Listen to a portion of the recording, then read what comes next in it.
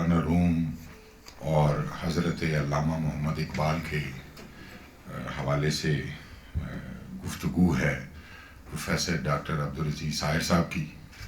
اس سے قبل بھی انہوں نے مولانا رومی کے حوالے سے ایک سیریز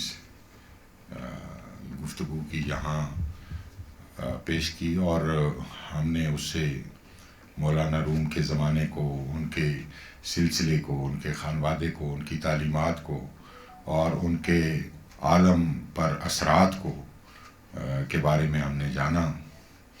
تو حضرت علامہ محمد اقبال مفکر بھی تھے اور شاعر بھی، اور انہوں نے مشرق و مغرب کے مشاہیر سے کسب فیض کیا، اور جہاں جہاں سے انہیں حکمت و دانائی میسر آئی وہ انہوں نے اپنی فکر کی تعمیر اور تشکیل میں صرف کی. تو جن شخصیات سے وہ انہوں نے بہت زیادہ کسب فیض کیا ان میں حضرت مولانا روم کا نام انہیں وہ اپنے پیر کے طور پر، اپنے ایک رہنما کے طور پر، اپنے ایک لیڈر کے طور پر وہ پیش کرتے ہیں، اور ان کی معیت میں اور ان کے ساتھ ان کے جو روحانی اور وجدانی اسفار ہیں ان سے حضرت علامہ اقبال کی فکر میں جو ہمہ رنگی اور زرخیزی شامل ہوئی ہے، شادابی شامل ہوئی ہے، وہ آج ہم توقع رکھیں گے ڈاکٹر صاحب سے کہ وہ ہمیں اقبال اور مولانا کے اشتراکات فکر اور جو کسب فیض اقبال نے کیا اس پر ہمارے لیے بہت بصیرت افروز گفتگو فرمائیں. تو آج کا یہ تقریب نامور نقاد اور اقبال شناس اور دانشور پروفیسر فتح محمد ملک کی صدارت میں منعقد ہو رہی ہے. ہمارے آج کے مہمان خاص صاحبزادہ ساجد الرحمان صاحب ہیں، وہ ابھی راستے میں ہیں، انشاءاللہ ہمیں جوائن کر لیں گے. تو یہ ہم سلسلہ انشاءاللہ اللہ کریم کے بابرکت نام سے آغاز کرتے ہیں. میں سب سے پہلے ڈاکٹر عبدالباسط مجاہد صاحب کی خدمت میں التماس گزار ہوں کہ وہ تلاوت کلام مجید سے اس محفل کا آغاز کریں. ڈاکٹر عبدالباسط مجاہد.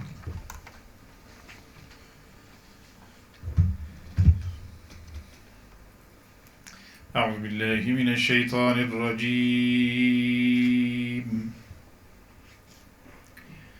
بسم اللہ الرحمن الرحیم.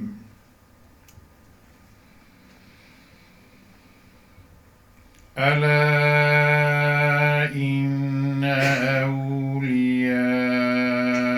اولیاء اللہ لا خوف علیہم ولا هم يحزنون.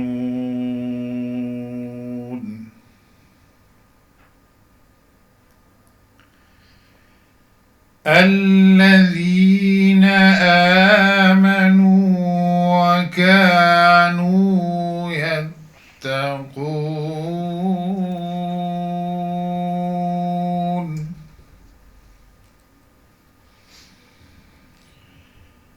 لهم البشرى في الحياة الدنيا وفي الآخرة لا تبديل لكلمات الله ذلك هو الفوز العظيم. صدق الله مولانا العظيم. جزاک اللہ. ماشاء اللہ. ڈاکٹر احمد رضا صاحب ہمارے درمیان موجود ہیں، تو میں ان سے التماس گزار ہوں کہ وہ بارگاہ بے کس پناہ میں اقبال کے لکھے ہوئے اشعار اگر پیش کر دیں. بسم اللہ.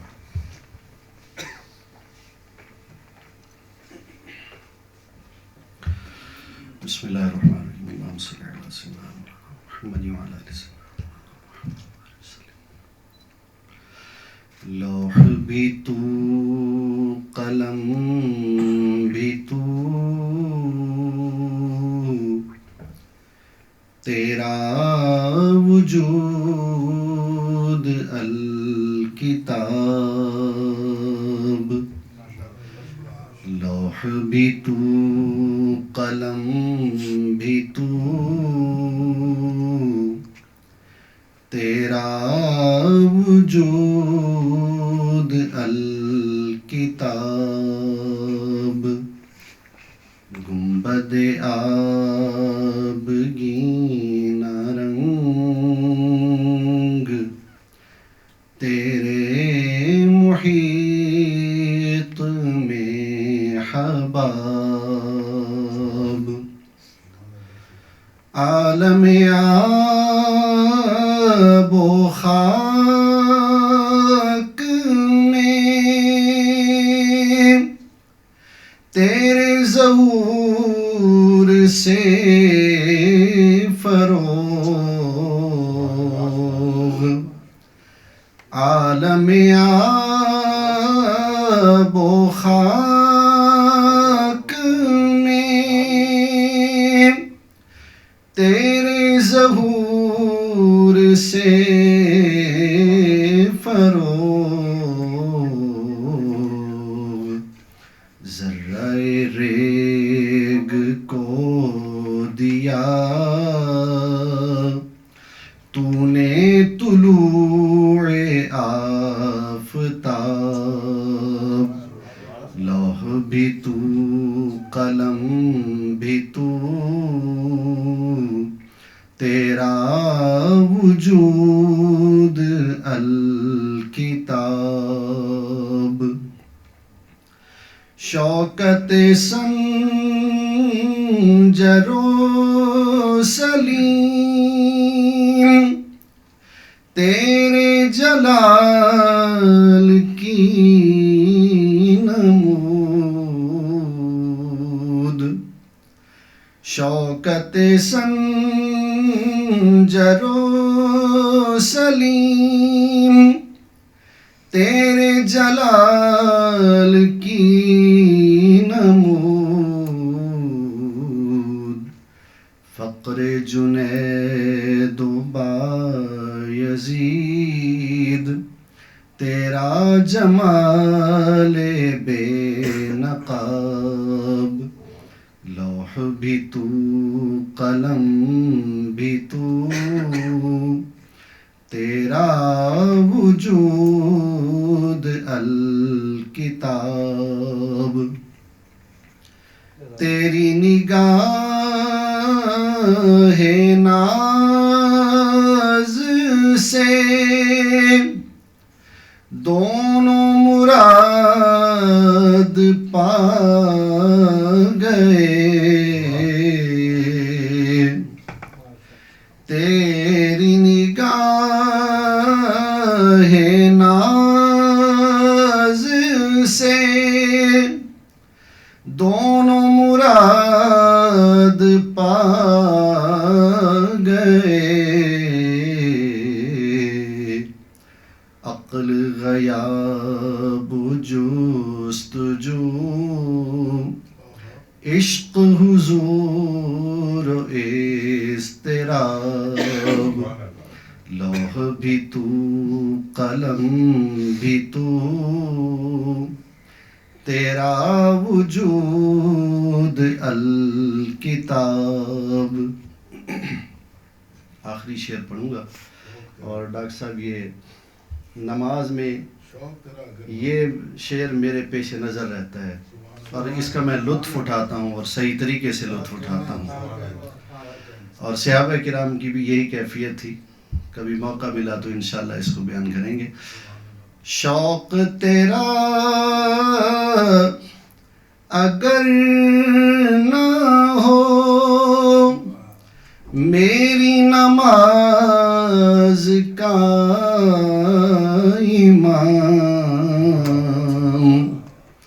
یا رسول اللہ شوق تیرا اگر نہ ہو میری نماز کا ایمان، میرا قیام بھی حجاب، میرا سجود بھی حجاب، میرا قیام بھی حجاب، میرا سجود بھی حجاب، لوح بھی تو قلم بھی تو، تیرا وجود الکتاب۔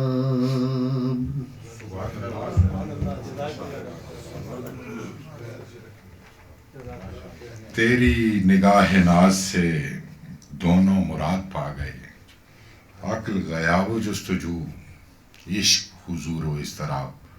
یہ تھے ڈاکٹر احمد رضا جو نہایت پرسوز طریقے سے کلام اقبال پیش کر رہے تھے۔ اور حاضرین گرامی، اب میں آج کے ہمارے مقرر پروفیسر ڈاکٹر عبدالعزیز ساحر صاحب کی خدمت میں التماس گزار ہوں کہ وہ تشریف لائیں اور رومی اور اقبال کے اشتراک فکر پر گفتگو فرمائیں۔ پروفیسر ڈاکٹر عبدالعزیز ساحر۔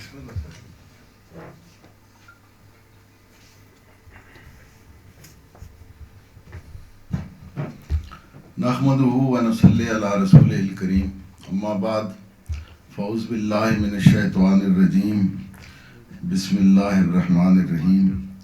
سامعین محترم،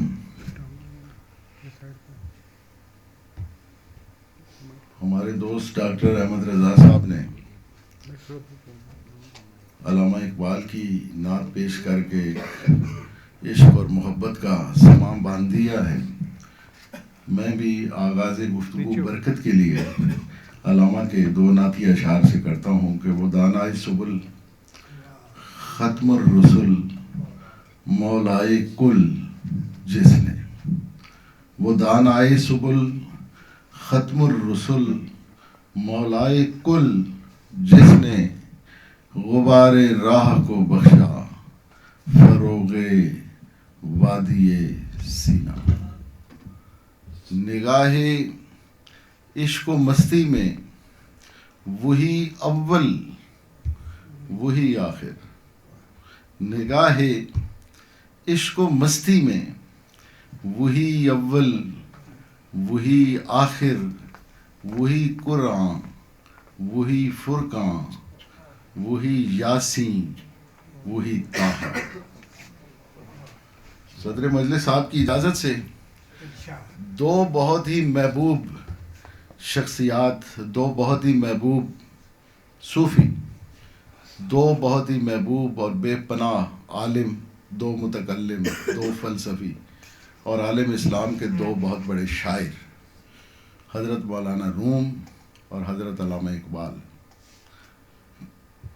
میری سعادت ہے کہ پچھلے کچھ دورانیے سے مجھے دونوں بزرگوں کے زیر نظر رہنے کا ایک اعزاز حاصل ہے کہ پچھلے کچھ 4-5 مہینوں سے میرے مطالعاتی افادات جو ہیں وہ انہی دو شخصیات کے گرد گھوم رہے ہیں۔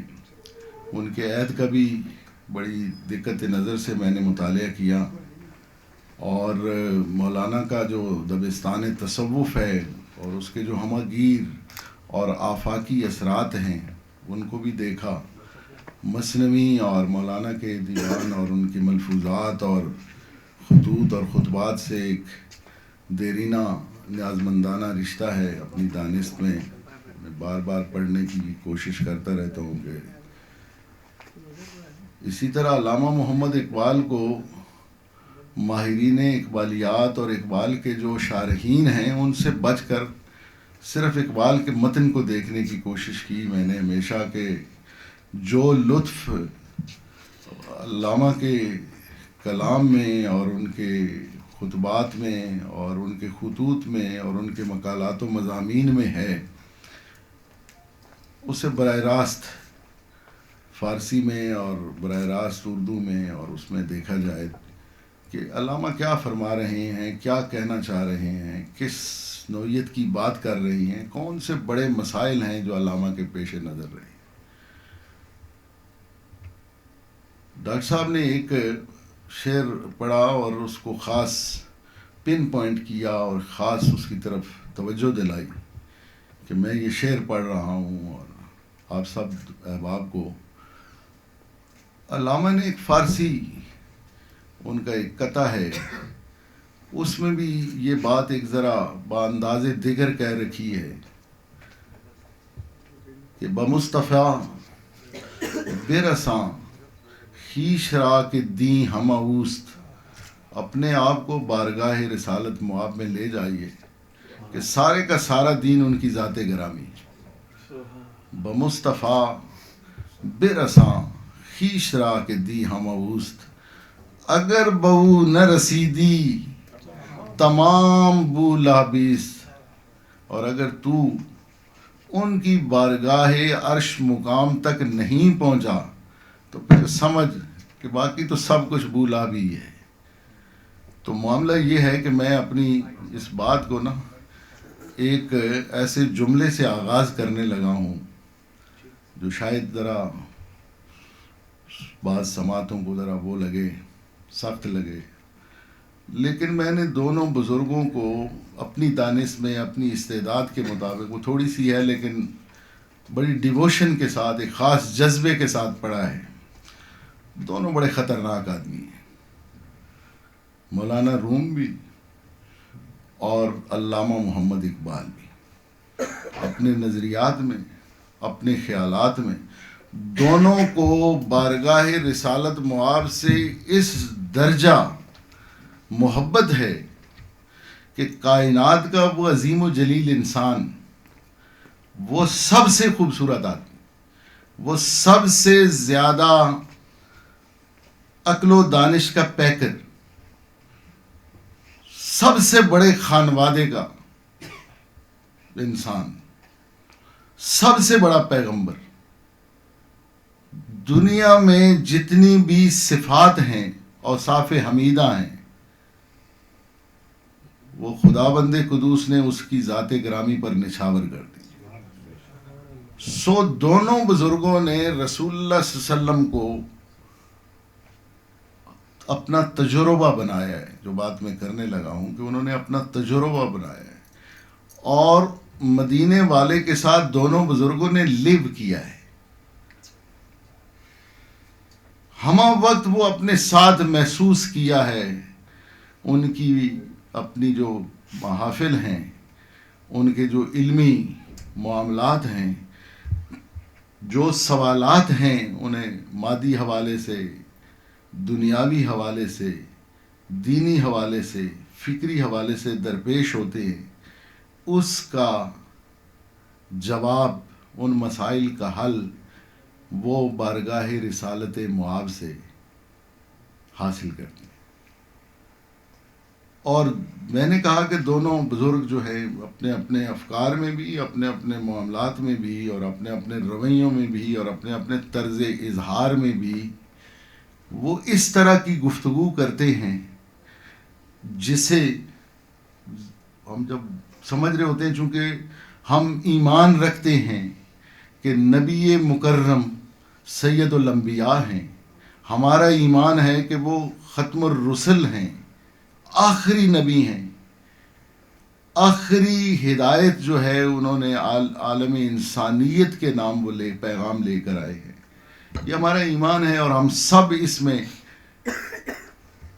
اور وہ شفیع المذنبین ہیں اور وہ رحمت للعالمین ہیں، اور سارے جو قرآن اور حدیث میں ان کے اوصاف حمیدہ آئے ہیں یا امت کے مفسرین نے، محدثین نے، فقہا نے، علماء نے ہمیں بتائے ہیں، ہم اس پر کامل ایمان رکھتے ہیں. لیکن وہ ذات گرامی ہم میں سے شاید کم کسی کا تجربہ رہی ہو، وہ بہت کم کسی نے ان کے ساتھ لیو کیا ہو. جس نے لیو کیا ہے محمد عربی کے ساتھ، صلی اللہ علیہ وسلم، اس کی شان ذرا ڈیفرنٹ ہے۔ قرآن کریم میں اللہ کریم نے رسول اللہ صلی اللہ علیہ وسلم سے مخاطب ہو کر ارشاد کیا تھا، ترجمانی ہے کہ اے محمد صلی اللہ علیہ وسلم کہہ دیجئے کہ میرے لیے اللہ کافی ہے۔ یہ تجربہ اس ذات گرامی کا ہے جو نبی آخر الزمان ہے۔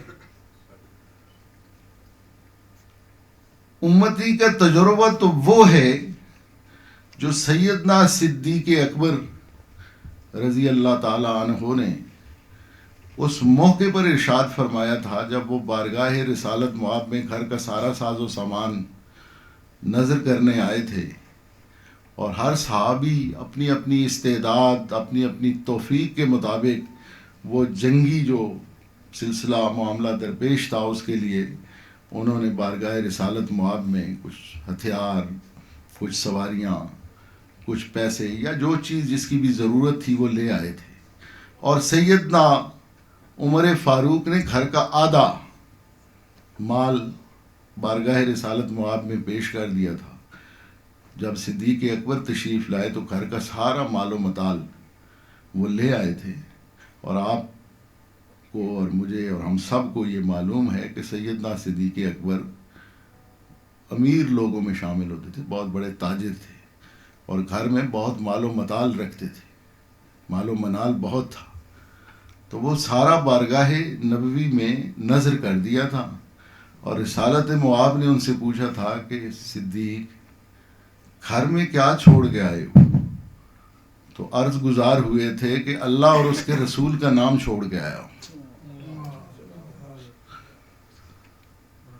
اے محمد صلی اللہ علیہ وسلم کہہ دیجئے کہ میرے لیے اللہ کافی ہے۔ یہ پیغمبر کا تجربہ ہے جو سایہ کریمہ میں بیان ہوا ہے، اور امت کے لیے صدیق اکبر کا تجربہ ہے کہ میرے لیے اللہ اور اللہ کا رسول کافی ہیں۔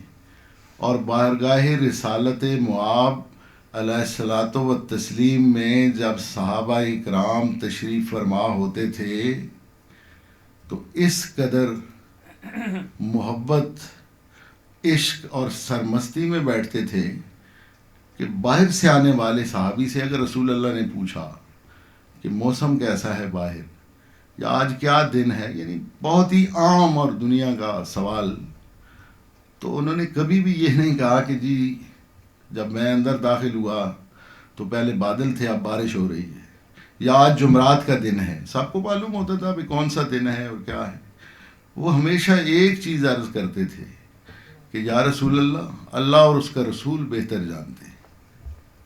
یہ تجربہ تھا صحابہ اکرام کا، ہم نے اسے فراموش کر دیا ہے۔ دونوں بزرگ یہ مولانا روم اور اقبال بار بار ہمیں یاد کراتے رہتے ہیں، اور ہم چونکہ وہ کرتے نہیں ہیں۔ ارمغان میں علامہ نے ایک دو بیتی کہی ہے جس کا ایک شعر ہے کہ تو فرمودی، رسول اللہ صلی اللہ علیہ وسلم سے بحضور رسالت مآب جو اس کا حصہ ہے اس سے یہ دو بیتی ہے۔ تو فرمودی رہے بتہا گرفتیم، آپ نے فرمایا ہے، آپ نے حکم دیا ہے تو ہم نے بتہا کا راستہ جو ہے وہ پکڑ لیا ہے۔ اگلا مصرع دیکھیے جو میں نے کہا تھا کہ بزرگ بہت خطرناک ہیں۔ تو فرمودی رہے بتہا گرفتیم وگرنہ جز تمہارا منزل نیست، ورنہ سچی بات یہ ہے کہ تیرے بغیر ہمارا گزارا نہیں ہے، ہماری کوئی منزل نہیں ہے۔ مدینہ آخری منزل ہے۔ دیکھیں رسول اللہ صلی اللہ علیہ وسلم کو اولاد آدم میں سے یہ شرف عطا ہوا، وہ معراج پر تشریف لے گئے۔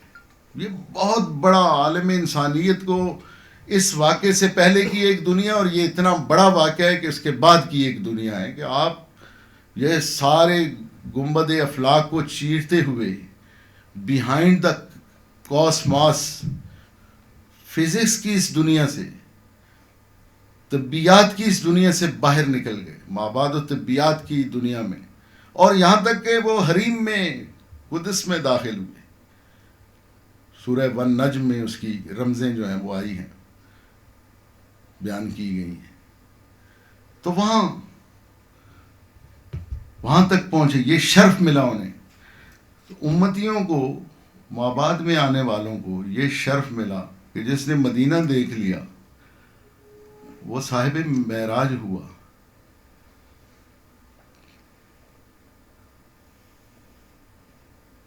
وہ ایک نور بریلوی کا شعر ہے، شاید ایک ہندو شاعر نے ہمیں یہ ایک بڑی خوبصورت بات بتائی کہ تیری معراج کہ تو لوح قلم تک پہنچا. نور بریلوی ایک ہندو شاعر ہیں، فرماتے ہیں کہ تیری معراج کہ تو لوح قلم تک پہنچا اور میری معراج کہ میں تیرے قدم تک پہنچا. رسول اللہ صلی اللہ علیہ وسلم کی کرم سے اور مہربانی سے یہ جو شرف ہے نا، مثلا آدم علیہ السلام سے لے کر حضرت عیسیٰ علیہ الصلوۃ والتسلیم تک 1,24,000 کم و بیش پیغمبر زمین پر اترے. رسول اللہ آئے اور آخری درجہ اور مقام انہیں آیا.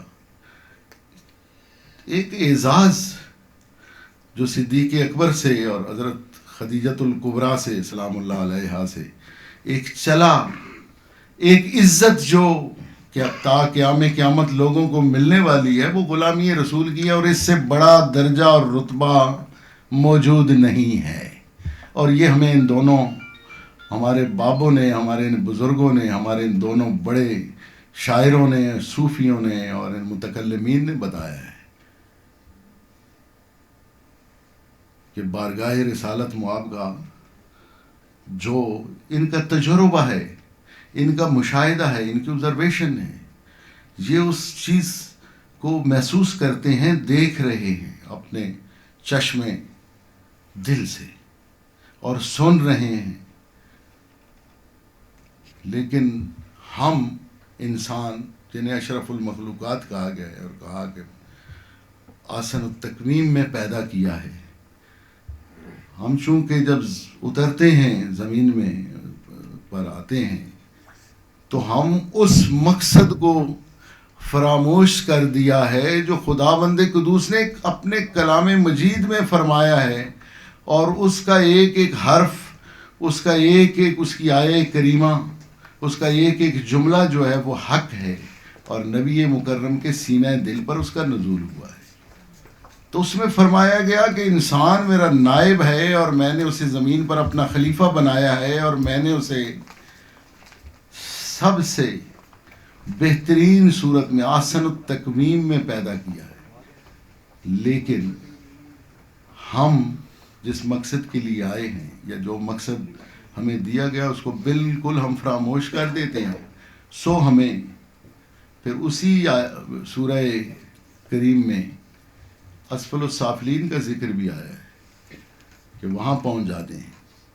وہ اشرف المخلوقات، وہ آسن التکویم، وہ نائب خدا برزمین جو ہے، وہ اپنے اعمال سے، اپنے افکار سے، اپنے افعال سے اس درجے کو جو ہے، اس درجے سے بہت نیچے اتر آتا ہے. تو لہٰذا یہ جو رسول اللہ صلی اللہ علیہ وسلم کے ساتھ ہمیں ایک غلامی کا شرف ہے، یہ اتنا بے پناہ شرف ہے کہ اس کے بعد کسی شرف کی ضرورت نہیں ہوتی. میں غلام ابن غلام ابن غلام ابن غلام، میرا شجرہ کسی تحریر کا محتاج نہیں. سب سے بڑے آدمی کے ساتھ جو یہ شرف غلامی عطا ہوا ہے اولاد آدم کو، اور نبی مکرم کی امت میں ہونے کا جو یہ اعزاز ہے، یا ان کے زمانے میں ہونے کا، یہ سارے زمانے جو ہیں وہ رسول اللہ کے زمانے. سب زمانوں میں تیری بارش الہام رہی، سب زمانوں پہ، آدم سے لے کے نا عیسیٰ علیہ السلام تک جو سلسلے وہی کے تھے، پھر آپ کا سلسلہ، سب زمانوں پہ تیری بارش الہام رہی. لفظ تیرے ہی رسولوں کے بیان میں ہوتے. سب زمانے اس ذات گرامی کے زمانے. ہم اس کے زمانے میں، اس کی موجودگی میں زندہ ہیں. اور یہ دونوں ہمارے بزرگان جو ہیں وہ کہہ رہے ہیں، دونوں کو ایک جیسے حالات کا سامنا تھا. میں نے پہلے بھی عرض کیا تھا اور اب بھی عرض کیے دے رہا ہوں کہ مولانا کا زمانہ یاد رکھیے کہ 7ویں صدی ہجری کا زمانہ ہے. 672 ہجری جو ہے وہ سال وصال ہے. مولانا بلخ میں پیدا ہوئے جو خراسان کہتا تھا. خراسان دو ہیں، ایک ایران خراسان ایران ہے، ایک خراسان افغانستان کے ساتھ ہوگا. صدیوں سے یہ سلسلہ. مولانا خراسان افغانستان کے آدمی ہیں. بلخ سے میں پیدا ہوئے. 3-4 سال کی عمر میں وہ بلخ سے وہ نکل گئے، لیکن ہمیشہ اپنی کتابوں میں اپنے نام کے ساتھ بلخی کا لفظ جو ہے وہ ہمیشہ شامل. عالم اسلام میں اس وقت لوگوں میں نا سیاحت، سیرو فی الارض کے فلسفے پر وہ عمل پیرا تھے. عقل و دانش کی تلاش میں، علم و ہنر کی تلاش میں اور روحانیت کی تلاش میں وہ لوگ بہت سفر پیما رہتے تھے. اب ہمیں وسائل بھی میسر ہیں تو ہم دنیا کو، معاملات دنیا کو، روحانیت کو، علم و ادب کو اس طرح سے ایکسپلور نہیں کرتے. صدیوں پہلے کا تصور کیجئے، اور یہ سارے بڑے لوگ جن کے نام تاریخ کی کتابوں میں روشن ہیں، تو یہ سارے بہت سفر پیما رہے اور دنیا کے مختلف علاقوں کو سفر کیے. تو مولانا بھی ان خوش نصیب لوگوں میں سے ہیں کہ جنہیں عالم اسلام کے ان تمام بڑے شہروں میں جانے کا اور اپنے وقت کے بڑے اساتذہ سے ملنے کا اعزاز حاصل رہا. اور وہ ان خوش نصیب لوگوں میں سے ہیں کہ جنہیں بہت ہی ابتدائی زندگی کے، یعنی آپ اسے بچپن کہیے، کہ بچپن کے دنوں میں انہیں مکے اور مدینے کی زیارت جو ہے وہ نصیب. وہ اپنے والدین کے ہمراہ بچپن میں انہوں نے ایک ہی بار وہ مکے اور مدینے حجاز مقدس گئے، اور وہ ابتدائی زمانہ تھا ان کا جس میں وہ اس ذات گرامی کی طرف ان کا سفر ہوا. اور وہ محبت کا اور کیف کا اور جو واردات روحانی ان پر طاری ہوئی، اس کا اثر پھر ساری زندگی رہا. ان کے افکار میں بھی، ان کے اعمال میں بھی، ان کے افعال بھی سے بھی وہ روشن رہا، اور آج تک اس کی گرفت اتنی مضبوط ہے کہ 8 صدیاں گزر گئی ہیں لیکن مولانا کا نام جو ہے وہ گونج رہا ہے. 672 ہجری میں وہ کونیا میں ان کا انتقال ہوا. وہ عالم باعمل تھے اور بہت بڑے، یعنی مفتی اعظم. ہم نے تو آج کل لفظوں کا نا وہ جو احترام تھا یا بھرم تھا وہ کھو دیا ہے، لیکن وہ اپنے زمانے میں دیکھیے، وہ لفظ مولوی اور مولانا کہہ دیا جائے تو کوئی دوسرا آدمی، یہ صرف مجرد یہ لفظ کہنے سے کہ مولانا، تو عالم اسلام میں مولانا سے مراد جو ہے وہ صرف مولانا روم ہے. اور اگر لفظ مولوی کہہ دیا جائے تو کسی دوسرے آدمی کا نام جو ہے وہ مطلب بندہ وہ نہیں پوچھتا کہ کون مولوی، تو وہ فوراً سمجھے گا کہ مولوی رومی. جیسے ملا کا لفظ استعمال کیا جائے تو اس سے مراد ملا صدرہ ہوتی ہے، کسی اور آدمی کی طرف لفظ ملا کا وہ نہیں جاتا. جیسے اب ہماری 20ویں صدی کے کلچر میں اگر لفظ علامہ کہا جائے تو فوراً سب کا ذہن جو ہے اقبال لاہوری کی طرف جاتا ہے کہ علامہ سے مراد ہے علامہ محمد اقبال. وہ اپنے وقت کے مولوی اور مولانا، یہ وہ بہت بڑے درجات ہیں جو ہماری دینی روایت میں کہکشاں کی طرح جگمگاتے رہے. تو لہٰذا مولانا علوم ظاہریہ میں بھی، قرآن و حدیث، فقہ، معاملات فقہ، تصوف و عرفان اور دیگر تمام معاملات میں بھی صفِ اول کے آدمی تھے. نمبر 2 یہ کہ روحانیت میں بھی کوئی عجیب و غریب جو ہے نا مقسوم پایا تھا کہ ایک عجیب صوفی ہے. پہلے عالم کی حیثیت سے میں بات کر لوں، پھر صوفی کی حیثیت سے کرتا ہوں. عالم کا یہ عالم ہے کہ آپ کو معلوم ہے کہ عالم اسلام میں مختلف اوقات میں مختلف تحریکیں جو ہیں وہ فکری تحریکیں اٹھتی رہی ہیں. تو مولانا سے پہلے ایک معتزلہ دبستان علم و ادب جو ہے وہ وجود میں آیا تھا، اور یہ واقعہ کربلا کے فوراً بعد جو ہے وہ رونما ہوا تھا، جب واقعہ کربلا کے جو لوگ تھے، یعنی یزید اور بنو امیہ کے لوگ، تو انہوں نے تقدیر کا مسئلہ جو ہے وہ اٹھایا تھا. اس وقت کے علماء وقت جو تھے وہ اس پر درس دے رہے تھے کہ تقدیر ہی ایسی تھی، لکھا ہوا یہی تھا اور اس واقعے نے ہونا تھا. تو خواجہ حسن بصری نے بصرہ میں چونکہ وہ حضرت علی کرم اللہ وجہ کریم سے اور حضرت حسنین کریمین سے اور حضرت کمیل سے وہ فیض یاب تھے اور تصوف کے پہلے یعنی باقاعدہ آدمی تھے. تو انہوں نے جو اپنا ایک مجلس سجا رکھی تھی تو اس میں انہیں جب یہ پیغام پہنچا کہ یہ صاحبان کہتے پھرتے ہیں کہ یہ تو تقدیر کا معاملہ تھا، تو تقدیر اور جبر اور قدر کے جو معاملات اور تھے تو وہ پہلی بار ان پر ڈسکشن ہونے لگی. تو انہوں نے ایک جملہ ارشاد فرمایا جو تاریخ نے محفوظ رکھا، کہا کہ یہ خدا کے دشمن جو ہیں یہ جھوٹ بولتے ہیں. ٹھیک، انہی ایام میں وہ بصرہ کی مسجد میں جلوہ افروز تھے کہ ان کے کسی آدمی نے آ کے سوال کیا کہ کیا گناہ کبیرہ کا مرتکب جو ہے یہ کافر ہوتا ہے یا مسلمان؟ کسی نے یہ سوال ان سے کیا. اس سے پہلے کہ حضرت حسن بصری اس پر جواب دیتے وہ ذرا تأمل فرما رہے تھے کہ ان کا ایک شاگرد ذرا بہت تیز تراز تھا، تو اس نے فوری جواب دیا کہ وہ کافر ہو جاتا ہے.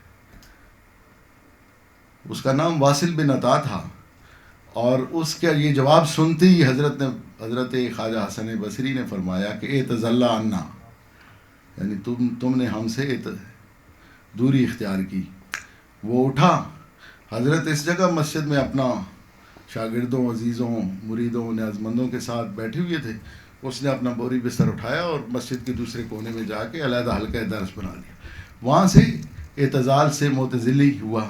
تو معتزلہ کا آغاز ہوا. وہ ہر چیز کو عقل و دانش پر پرکھتے تھے، عقلیت کا بڑا زور تھا. مسئلہ یہ تھا کہ ساری یونان کی کتابیں جو ہیں، ارسطو کی ہوں، افلاطون کی ہوں، سقراط کی ہوں، فیثاغورس کی ہوں، یہ ساری کتابیں بغداد میں اور ہمارے علمی مراکز میں عربی میں ترجمہ ہو رہی تھیں. اور وہ چونکہ فلسفہ محض کی باتیں تھیں تو لہٰذا وہ ساری باتوں کی روشنی میں جب وہ آئیں تو اٹریکٹ کیا انہوں نے، اور اس وقت کے جو ہمارے علماء تھے انہوں نے اس سے اکساب کیا. تو قرآن کی تعبیر و تشریح جو ہے وہ صرف اس فلسفے کی روشنی میں جب کرنے لگے تو ذرا باتیں دور ہو گئیں. تو ان کے جواب میں ایک اور سکول وجود میں آیا، سامنے آیا، جنہیں اشری کہتے. حضرت موسیٰ اشری ایک صحابی رسول ہیں. ان کی اولاد سے ایک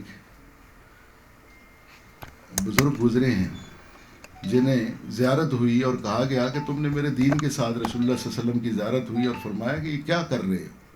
تو اگلے دن وہ بھی معتزلی تھے، اگلے دن مسجد میں آئے، دمشق کی جامع مسجد میں انہوں نے واعظ کیا، جو مجھے جانتا ہے وہ جانتا ہے، جو نہیں جانتا وہ جان لے کہ میں اشری ہوں اور میرا ان مسائل اور معاملات کے ساتھ کوئی تعلق نہیں ہے.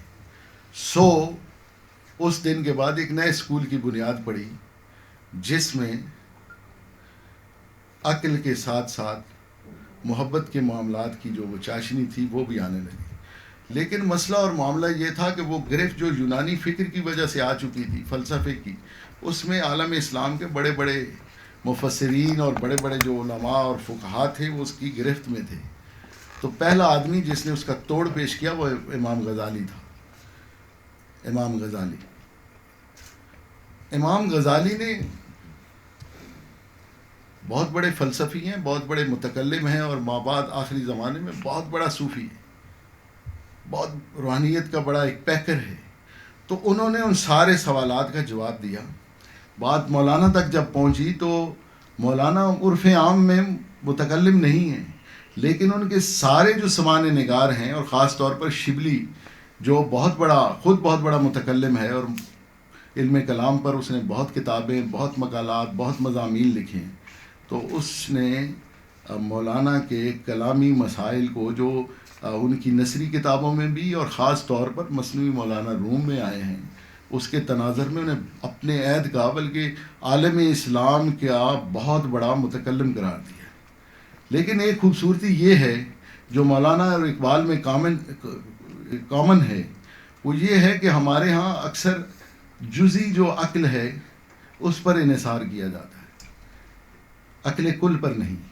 اور عقل کل جو ہے یہ عقل ایمانی ہے، ایک برہانی عقل ہے جس کے اندر وہ سارے انوار بھی شامل ہو جاتے ہیں جن کی عشق تعمیر کرتا ہے.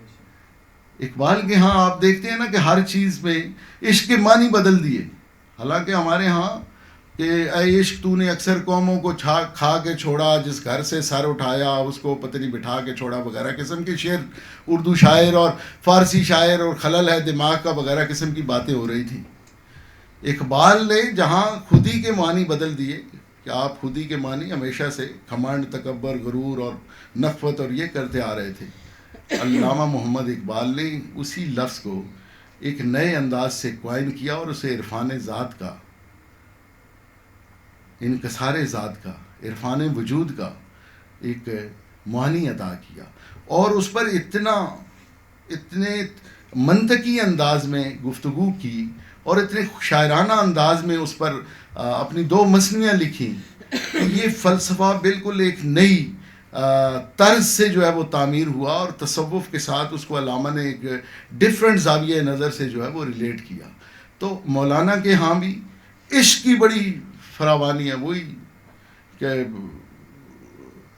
جو عشق ہے اس کو مسلم ہسٹری کے ساتھ وابستہ کر دیا گیا. یہ کمال مولانا میں بھی تھا.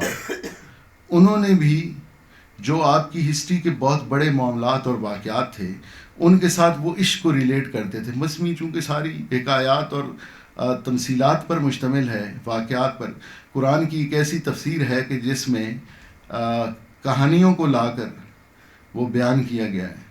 قرآن کریم میں بھی تو بنی اسرائیل کی بہت ساری کہانیاں موجود ہیں نا. کہانی اور آدم کا باہمی بڑا رشتہ ہے, اور خاص طور پر اولاد آدم کا.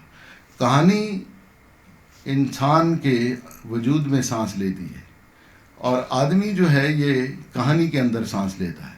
لہٰذا کہانی اور آدمی, انسان, یہ دونوں لازم و ملزوم ہیں, اور یہ سلسلہ حبوط آدم سے پہلے کہیں شروع ہو گیا تھا جنت میں. جب وہ بزرگ دونوں ہمارے مائی باپ موجود تھے تو وہاں سے یہ حکایت, یہ کہانی ہماری سرشت میں گونج دی گئی, اور حبوط آدم کے بعد تو ہم یہ حکایات سے, یہ واقعات سے, یہ کہانی سے سبق لیتے رہے. اور اسی کو خداوند قدوس نے, یہ ایک بڑا سٹائل ہوتا ہے نا, تو الہامی سٹائل ہے یہ کہ خداوند قدوس جب کوئی پیغام پہنچانا چاہتا ہے تو اسے کہانی کے اس میں کھول کر اس آہنگ میں جو ہے وہ بیان کرتا ہے. تو مولانا کے لیے بھی مولانا جامی نے کہا تھا کہ مثنوی مانوی مولوی, اور مولانا جامی بھی اسی طرز کا ایک پیکر تھا عالم اسلام کا, جو شاعر تھا, جو بہت بڑا فلسفی تھا, جو بہت ہی بڑا تذکرہ نگار تھا, جو منتہی عالم تھا, جو فقیہ تھا.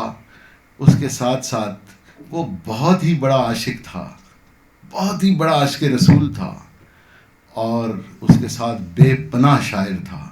تو مولانا کا جب اس نے مطالعہ کیا تو مولانا کی ہر صدی جو ہے نا, ہر صدی, ہر درگاہ, ہر خانقاہ, ہر صوفی مولانا کو خراج پیش کرتا آیا ہے. ہماری یہ 8 صدیاں جو ہیں مولانا روم کی باج گزار رہی ہیں. تو جامی نے کہا مثنوی مانوی مولوی ہست قرآن در زبان پہلوی. یہ جو مثنوی مانوی ہے مولوی کی, یہ تو پہلوی زبان میں یعنی فارسی زبان میں قرآن ہے. تو معاملہ یہ تھا کہ قرآن کریم کی تعبیر بیان کی گئی, قرآن کی چیزوں کو, آیات کریمہ کو, اس وقت کے جو مسائل تھے, اور اس وقت کے بھی عجیب و غریب مسائل تھے. یہ دونوں جو ہمارے بزرگ ہیں علامہ محمد اقبال اور مولانا روم, ان کا عہد جو ہے نا ایک طرح کے معاملات اور مسائل کا شکار ہے. ہلاکو اور چنگیز کی تباہلی تاریخ والوں سے اور عام لوگوں سے بھی ان کے ذہنوں میں موجود ہے. صلیبی جنگیں ہو رہی تھیں, ہو چکی تھیں اور ہو رہی تھیں. عالم اسلام بری طرح سے شکست و ریخت کا شکار تھا. اپنی اپنی دانش میں علماء کرام کام کر رہے تھے, لیکن وہ جو فلسفہ یونان در آیا تھا اور جس کا تعلق اس مادی زندگی سے تھا, جو میں نے عرض کیا کہ اقبال کے سے ہم نے یہ سیکھا ہے کہ یہ جو دنیا ہے اس میں یہ ایک لائن آف ایکشن جو ہے وہ کھینچی جا سکتی ہے کہ آدم سے لے کر واقعہ معراج ایک اور واقعہ معراج کے بعد دنیا کی ڈائمینشن بالکل ٹوٹلی ڈیفرنٹ ہو گئی ہے. اس لیے آپ یونان میں دیکھیے, یونان میں فلسفے نے, سائنس نے, ایٹم پہ گفتگو ہو چکی تھی. فیثاغورس نے, اسکول آف پیتھاگورینز جو تھا, علم ہندسہ پر وہ باتیں کر چکے تھے جو ہمیں معلوم نہیں ہیں. بابل و نینوا میں وہ تہذیب جو ہے وہ پروان چڑھ چکی تھی, اور پتہ نہیں کتنے کتنے ہزار ٹن کے پتھروں سے کیسے کیسے ہیکل اور مینار اور بلڈنگز بنائی جا چکی تھی. سائنس اپنے اس پہ آخری حد پہ پہنچی ہوئی تھی, فلسفہ اپنے آخری اس پہ تھا, شعر و ادب اپنے اس پہ. یونان میں ڈرامہ صنف جو ہے, ڈرامہ یہ ترقی کی منازل طے کر چکا تھا. جتنے تجربات تھے یہ ہو چکے تھے. اسی طرح ہندوستان کی تہذیب, کالی داس کا شکنتلا, ڈرامے میں کیا مطلب تھا, یہ کلائمیکس تھے. لیکن جتنی بھی گفتگو ہوئی وہ ایتھنز کے فلسفیوں نے کی ہو, وہ پیتھاگورینز نے کی ہو, وہ ایرسٹوٹل نے کی ہو, وہ سیکریٹیز نے کی ہو, وہ پلیٹو نے کی ہو, یا بعد میں آنے والے جو نو افلاطونی فلاسفرز ہیں انہوں نے کی ہو, سب اس کاس ماس کے اندر مقید رہے. کسی نے بھی آسمان کے اس طرف جھانکنے کی کوشش ہی نہیں کی. جیسے ہی رسول اللہ صلی اللہ علیہ وسلم کا یہ واقعہ معراج ہوا, اس کے بعد تو ایک عجیب و غریب رنگینی شروع ہوئی دنیا میں, اور آسمان کے اس طرف دیکھنے کا, بیہائنڈ دا فزکس دیکھنے کا ایک سلسلہ شروع ہوا. اقبال نے کہا نہیں تھا, تو مانے ون نجم نہ سمجھا تو عجب کیا ہے, تیرے مد و جزر ابھی چاند کے محتاج. سبق ملا ہے یہ معراج مصطفیٰ سے مجھے, کہ عالم بشریت کی زد میں ہے گردوں. جب رسول اللہ صلی اللہ علیہ وسلم معراج پر تشریف لے گئے تو اس کے بعد جب صحابہ میں گفتگو ہوئی, قرآن کریم میں تو کچھ بنی اسرائیل کے اندر زمینی سفر جو ہے, زمینی جو سفر ہے اس کا ذکر خیر جو ہے وہ بنی اسرائیل کی آیات کریمہ میں آیا ہے, اور جو آسمانی سفر ہے اس کی اشارات سورہ والنجم میں آئے. جیسے اقبال نے کہا کہ وہ رمزیں جو اس میں بیان ہوئی ہیں اگر تو نہیں سمجھتا, تو چونکہ ابھی بھی سمجھتا ہے کہ چاند کے مد و جزر سے ایک جوار پاٹا پیدا ہوتا ہے سمندروں میں, تو ابھی ادھر تک ہی سائنس پڑھ سکا ہے. ٹھیک, تو اگر تیرا فکر, تیری سوچ, تیرے خیالات ادھر تک ہی محدود ہیں تو ابھی مانا ہے ون نجم نہیں سمجھا. اور ایسا ہی دنیا نے, جب آئنسٹائن نے تھیوری آف ریلیٹیوٹی پیش کی تھی تو دنیا نے کہا کہ ایک انقلاب آ گیا ہے اور سائنس مطلب آخری کلائمیکس پر پہنچ گئی ہے. اور دو مسلمان ایسے تھے اس وقت, ایک جسٹس تھے اور سر شاہ سلیمان, اور بہت ہی جوانہ مرگ تھے کہ کوئی 40s میں پہنچنے سے پہلے ہی رخصت ہو گئے. اور دوسرے تھے علامہ محمد اقبال, جنہوں نے بانداز دیگر اس پر نظر ڈالی تھی, یہ جو تھیوری آف ریلیٹیوٹی ہے, اور اس میں وہ کہتے ہیں کہ E=mc², کہ اگر انرجی جو ہے وہ اسپیڈ آف لائٹ, کوئی بھی, وہ کہتے ہیں کہ اگر کوئی میس, کوئی باڈی اسپیڈ آف لائٹ سے ذرا زیادہ رفتار سے, یعنی 1.25 گنا رفتار سے 1686 کلومیٹر پر سیکنڈ سے جو وہ سفر کر رہی ہوتی ہے, اسپیڈ آف لائٹ, سورج سے اور ادھر ادھر سے جو روشنی نکلتی ہے اس کی اسپیڈ کا یہ عالم ہے. تو آئنسٹائن صاحب اپنی اس تھیوری میں فرماتے ہیں کہ جناب اگر کوئی باڈی, کوئی میس, کوئی مادے کی چیز روشنی کی رفتار سے 1.25 گنا, 1.5 گنا یا ذرا زیادہ ہو کر موو کرے کائنات میں, تو وہ انرجی میں کنورٹ ہو جائے گی. یہ ان کی تھیوری کا خلاصہ ہے یا روح ہے جو میں نے عرض کیا. تو رسول اللہ صلی اللہ علیہ وسلم تو روح اور جسم کی یکجائی کے ساتھ تشریف فرما ہوئے تھے, اور ان کا سفر مبارک کہیں زیادہ تیزی سے ہوا تھا. اسپیڈ آف لائٹ کیا ہے, وہ ان کے آپ سوچنا شروع کریں کہ رسول اللہ صلی اللہ علیہ وسلم کا جسم اطہر کتنا منزہ اور لطیف ہے, کتنا نور کا پیکر ہے, کہ وہ ریفریکشن جو ہے, جو باڈی موو کرتی ہے تو اس کی ہوتی ہے، ٹکراؤ ہوتا ہے ایتھر میں جب سفر ہوتا ہے، فضا میں سفر ہوتا ہے۔ رسول اللہ صلی اللہ علیہ وسلم کا جسم اطہر بھی کتنا لطیف ہے کہ وہ چشم زدن میں ایک لمحے میں نکل گئے باہر۔ وہ ساری روایات جو آتی ہیں مسلم لٹریچر میں کہ جی واپس تشریف لائے، وہ تو جب باہر نکل گئے تو ٹائم اینڈ سپیس کے معاملات ذرا ڈیفرنٹ ہو گئے کہ وہی تھا جس کی وجہ سے وقت کا تعین ہو رہا تھا۔ جب وہ حریم قدس میں اتر گیا تو یہاں کے معاملات، سانسیں چلتی رہیں، وقت رک گیا، اور کہا جاتا ہے کہ جس سے آپ نے وضو فرمایا تھا وہ پانی بھی آئے تو چل رہا تھا، اور بستر بھی گرم تھا چونکہ سردیوں کا موسم تھا، اور کنڈی بھی جو تھی وہ ہل رہی تھی۔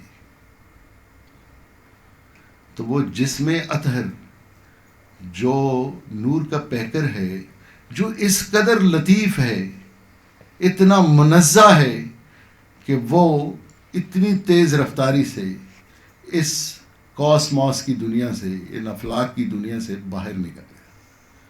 تو معاملہ یہ ہے، اس لیے اقبال سے پہلے بھی یہ چونکہ معاملہ احادیث میں آیا، پھر اس سے مسلم شاعروں نے لیا، مسلم فلسفیوں نے لیا، اب بیہائنڈ دا فزکس دیکھنے کا، مشاہدہ کرنے کا نا ایک دروازہ ہاتھ آ گیا نا۔ اتنے بڑے بڑے فلسفی گزر گئے، اب آپ کوئی بھی کتاب کھولتے ہیں تو ڈیفینیشن ارسٹوٹل سے بیان کی جاتی ہے، بھائی جی المیہ کیا ہوتا ہے، ہم لٹریچر والے پڑھتے ہیں، جی تربیہ کیا ہوتا ہے، جناب ارسطو یہ فرماتے ہیں، جی فلانی چیز کیا، ڈرامہ کیا ہوتا ہے، جی شاعری کیا ہے تو ارسطو نے کہا ہے، ہم تو ارسطو ہی سے سبق پڑھتے آ رہے ہیں، فلانی کیا چیز ہے۔ لیکن کائنات سے باہر کیا ہے، عالم افلاک کے ادھر کیا ہے، وہ کیا دنیا ہے، یہ سبق تو ہمیں معراج مصطفیٰ سے ملا ہے صلی اللہ علیہ وسلم۔ تو معاملہ یہ ہے کہ اس کے بعد تو پھر شاعروں نے، فلسفیوں نے، دانشوروں نے اس سے بہت اکساب فیض کیا۔ ہمارے ایک بہت بڑے صوفی، ایک بہت بڑے بزرگ ہیں جنہیں شیخ اکبر کہا جاتا ہے، اور عالم اسلام کے لٹریچر میں صرف ایک ہی آدمی ہے جیسے شیخ اکبر کہتے ہیں، محی الدین ابن عربی ان کا اسم گرامی ہے، اور وہ اسپین میں جو اس وقت مسلم اسٹیٹ تھی اس میں وہ تشریف فرما تھے، بہت بڑے فلسفی ہیں، بہت بڑے تھنکر ہیں، بہت بڑا شاعر ہے عربی زبان کا، اور بے نظیر یہ ہے کہ انہوں نے، ان کی 2 کتابیں عالم اسلام میں بہت زیادہ موضوع گفتگو رہی ہیں۔ وہ مولانا 672 میں آپ کا انتقال ہوا تو وہ 639 ہجری میں دنیا سے رخصت ہوئے ہیں۔ تو فصوص الحکم اور فتوحات مکیہ ان کی 2 ایسی کتابیں ہیں جن کے حق میں بھی بہت لکھا گیا، جن کی مخالفت بھی بہت کی گئی۔ یہ 3 ہی کتابیں ہیں، مسمی مولانا روم، فصوص الحکم اور فتوحات مکیہ، جس کے ساتھ کوئی محبت کا بھی عجیب سلسلہ عالم اسلام میں بھی اور عالم اسلام سے باہر بھی کیا گیا، اور ان کے رد میں بھی چیزیں آئیں، ان کے خلاف بھی باتیں ہوئیں، ان کے یہ چونکہ بڑی واردات والی 3 کتابیں ہیں تو یہ ایک سلسلہ تھا۔ تو لہٰذا ابن عربی نے ایک آسمانی سفر جو ہے وہ ڈیزائن کیا کہ وہ جناب مختلف سیاروں، ستاروں، مختلف افلاک پر جو ہے وہ جا رہی ہے۔ وہ اتنی خوبصورت ان کا وہ تھا کہ ان کے ایک جونیئر معاصر دانتے، چونکہ وہ اسپین میں تھے، اسپینش تھے وہ دانتے صاحب، اور وہاں اس وقت عربی ہی پڑھائی جاتی تھی، تو لہٰذا جیسی وہ ابھی بچپن کے دن گزار رہا تھا جب حضرت کا آخری زمانہ تھا، جیسی وہ بڑا ہوا، علم و ادب سے واقف ہوا، تو عربی سے چونکہ وہ واقف تھا کہ اس کا میڈیم عربی تھا، تو لہٰذا اس نے وہ کتابیں پڑھی، اور ان کتابوں کو پڑھ کر کسی غیر مسلم نے بھی ایک پہلا آسمانی سفر کیا، اور وہ دانتے تھا جس نے ڈیوائن کامیڈی لکھی، اور اس نے اس میں سفر کیا۔ پھر تو انگریزی شاعروں میں بھی اور دیگر جو یورپین شاعر ہیں ان کے ہاں بھی آسمانی یہ سفر کی واردات جو ہے وہ دکھائی دیتی، مسلم فلسفیوں میں بھی ہے، اور آخر میں ہمارے علامہ محمد اقبال نے جاوید نامہ لکھا، اس میں مولانا روم کی، ہر ایک نے اپنا اپنا کوئی رہبر اور رہنما بنایا تھا، ہر شاعر، اور اپنے اپنے سٹائل سے وہ آسمان کی بلندیوں پہ گیا، کیا دیکھا اس کا ذکر وہ اپنے اپنے شاہپاروں میں کرتے رہے۔ جب علامہ تشریف لے گئے عالم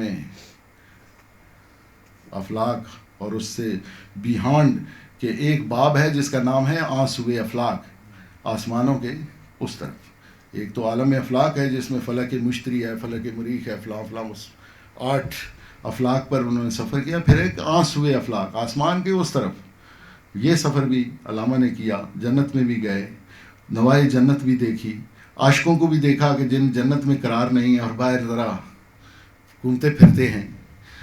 سب کا ذکر کیا. مسلم بھی زیر بحث آئے، غیر مسلم بھی آئے، اور جتنے بھی جدید مسائل تھے، وہ معیشت کے ہوں، معاشرت کے ہوں، سماجیات کے ہوں، تہذیب کے ہوں، تاریخ کے ہوں، دینیات کے ہوں، الہیات کے ہوں، روحانیات کے ہوں، جتنے مسائل عالم اسلام کو درپیش تھے، علامہ نے سب پر اظہار خیال کیا.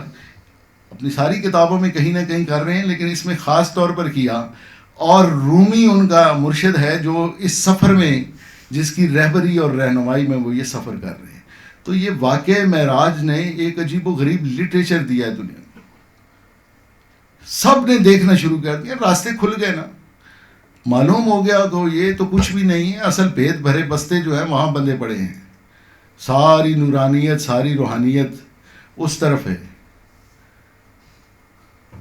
ایسا بھی وہ تھا نا کہ سدرۃ المنتہا میں روایات میں اور صوفیاء کے ہاں ایسے اقوال، ایسی باتیں آتی ہیں کہ سدرۃ المنتہا تک جب پہنچے تو حضرت جبریل امین نے عرض کی کہ حضور اب آپ کو اکیلے سفر کرنا ہوگا، میری بساط جو ہے وہ نہیں ہے، اور میں اس سے آگے نہیں جاتا، میرے تو پر جل جائیں گے نا. تو یہ حد ہے. تو اس حد سے آگے آپ اکیلے جلوہ افروز ہوں گے. آپ خود حریم قدس میں جائیں گے، اور بقاب قوسین او ادنا والی جو آیہ کریمہ ہے وہ روشنی ڈالتی ہے اس پر کہ کتنا قرب تھا اس میں. اور اس پر ایک صوفی کا ارشاد گرامی ہے کہ جبریل نے ساتھ چھوڑ دیا. اس نے کہا نوری تھا تو اس لیے ساتھ چھوڑ دیا. پھر کہا کہ اگر میں ہوتا اور مجھے وہ کہتے کہ حکم ہوتا کہ اس سے آگے تم نہیں بڑھ سکتے تو میں رسول اللہ کا ساتھ نہ چھوڑتا. زیادہ سے زیادہ جل کر راکھ ہی ہونا تھا نا، میں ہو جاتا. لیکن اس کائنات کی عظیم و جلیل محبوب ہستی سے میں ایک لمحے کو بھی ادھر ادھر نہ ہوتا. ان کا وہ نوری تھا چونکہ اس میں عشق کی اور وہ واردات نہیں تھی. یہ واردات بھی، یہ جو راز ہے خدا کا سب سے بڑا، جسے محمد اقبال نے مختلف رنگوں میں بیان کیا، بے خطر کود پڑا آتش نمرود میں عشق، عقل ہے میں تماشائے لب بام ابھی، اور عشق بیچارہ عقل یار ہے 100 بھیس بدل لیتی ہے، عقل بیچارہ نہ ملا ہے نہ زاہد نہ حکیم. تو یہ جو عشق ہے کبھی بدر و حنین میں لے جاتا ہے. یہ عشق ہے جو کبھی تنہا خانوادے کے ساتھ، چھوٹے بچوں اور خواتین اور بوڑھے دوستوں کے ساتھ کبھی کربلا میں لے جاتا ہے. یہ عشق ہے جو کبھی سمندروں میں گھوڑے دوڑانے پر مجبور کرتا ہے. یہ عشق ہے جو اذان بلال کی صورت میں بلند ہوتا ہے. یہ عشق ہے جو کبھی سلطان صلاح الدین ایوبی کے روپ میں سامنے آتا ہے. یہ عشق ہے جو کبھی سلطان شہید سلطان فتح علی خان ٹیپو کے رنگ میں جلوہ گر ہوتا ہے. یہ عشق ہی ہے جو اگر جلال کا رمز آشنا ہو جائے تو پھر شوکت سنجر و سلیم اس کے جلال کی نمود بن جاتی ہے، اور اگر جمال کا سراپا اوڑھ لے تو پھر جنید اور بایزید کے فقر سے اس کے جمال کی نورانی کرنیں جو ہیں اترنے لگتی ہیں. تو معاملہ یہ ہے کہ غور اور تفکر کیا جائے تو کوئی بھی صوفی ہو، وہ مولانا روم ہوں، مابعد کے بہت دبستان رہے ہیں تصوف کے، ان سے وابستہ بڑے بڑے صاحب مقام لوگ اور صاحب حال لوگ رہے ہیں. وہ لوگ ہوں، علماء ہوں، مفسرین و محدثین ہوں، فقہا ہوں، کوئی بھی ہو، جس نے جتنی جاروب کشی کی ہے بارگاہ رسالت میں اتنا صاحب مقام ہے. حال تو وہاں سے عطا ہوتا ہے. دیکھیے حال، صوفی صاحب حال ہوتا ہے، اس کا ایک ٹائٹل ہے کہ صوفی صاحب حال ہوتا ہے، صوفی ابو الوقت ہوتا ہے. صوفی پریزنٹ میں زندہ ہوتا ہے.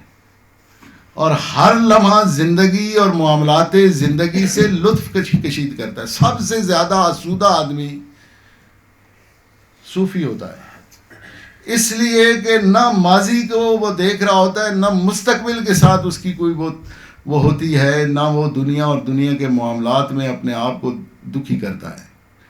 وہ تو جو کچھ موجود ہے اسی پہ خوش رہتا ہے. وہ واصف صاحب کا ایک بڑا خوبصورت ارشاد گرامی ہے، صوفی فکر کے آدمی ہے، کہ خوش نصیب وہ ہوتا ہے جو اپنے نصیب پر خوش ہوتا ہے. تو صوفی صاحب حال ہوتا ہے، صاحب کشف ہوتا ہے، صاحب واردات ہوتا ہے، صاحب تجربہ ہوتا ہے، جسے رسول اللہ صلی اللہ علیہ وآلہ وسلم کی معیت جو ہے وہ میسر ہو، جو جس کا تجربہ وہ ذات گرامی ہو، جو وجہ وجود کائنات ہیں، جو ان کے ساتھ لیو کرتا ہو، اسے اور کون سے نصیب کی تلاش ہے؟ سب سے بڑا نصیب تو یہی ہے کہ وہ غلام ہے، اور غلامی سے بڑھ کر کوئی درجہ نہیں ہے. یہ وہ ہے. تو یہ دونوں بزرگ مولانا روم، ان کے بحیثیت عالم میں نے ذکر کیا، صوفی کا تھوڑا سا ذکر کر کے بات کو اختتام کی طرف لاتا ہوں. تو صوفی وہ عجیب و غریب آدمی ہے کہ اس کا فتویٰ پورے عالم اسلام میں چل رہا ہے. یعنی جب بھی کوئی سوال اٹھتا ہے فقہی نوعیت کا، دینی نوعیت کا، الہیات سے متعلق، کلام سے متعلق، تو بھئی کونیا میں مولانا محمد جلال الدین رومی سے استفسار کیا جائے کہ کیا فرماتے ہیں علماء دین بیچ اس مسئلے کے، کہ جناب اس بارے میں دین متین کیا کہتا ہے. تو بغداد سے، نجف سے، حجاز مقدس سے، مرو سے، بلخ سے اور تبریز سے اور طوس سے سوال استفسارات آ رہے ہیں، مولانا ان کے جواب دے رہے ہیں. یہ پھر ایک زمانہ آیا کہ ایک درویش جو بڑا عالم ہے لیکن اس نے سارے علمیت کو نا ایک لبادے میں لپیٹ رکھا ہے، جسے کچھ عشق و محبت کا لبادہ کہتے ہیں. تو وہ وارد ہوا، شمس اس کا نام تھا، تبریز سے وہ آیا تھا. پتہ نہیں کیا درس دیا مولانا کو کہ جو استاذ الکل تھا وہ اس کے سامنے دو زانو ہو کے بیٹھ گیا. مولوی ہرگز نہ شد مولائے روم، مولوی ہرگز نہ شد مولائے روم. یہ مولوی تھا، مولانا تھا، مفتی اعظم تھا، سب کچھ تھا، مولائے روم نہیں تھا. تا غلام شمس تبریزی نہ شد، جب تک کہ وہ شمس تبریزی کا غلام نہیں تھا.